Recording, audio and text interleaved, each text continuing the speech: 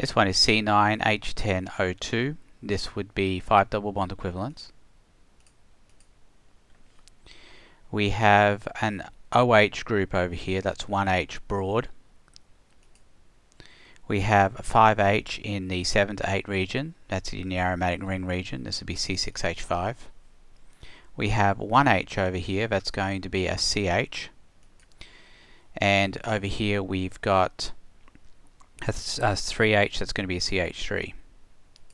The decision to make this 1H a CH rather than say an OH, for example, is made pretty easy by the fact we have multiple peaks here. As I've got in this guide, when there are situations where you have adjacent OH or any kinds of groups like that with OH or NH2, the H on the OH is going to be a single peak because it doesn't see these hydrogens connected to adjacent groups. Likewise, these hydrogens here don't see the OH either. So these are going to be single peaks, and these kinds of situations are generally with CHs are going to be multiple peaks. The pieces left over, we have a C, an O, and a double bond equivalent. That is going to be a C double bond O.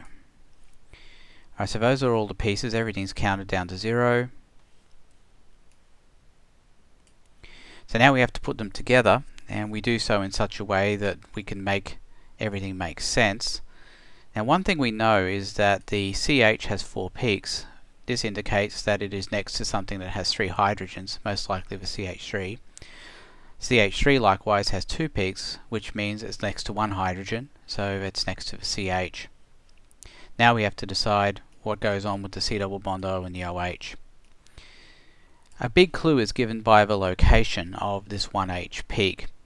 1H peaks in this region are typically due to carboxylic acid groups, so the OH is going to be connected to the C double bond O. So that would mean that our final structure is going to look like this.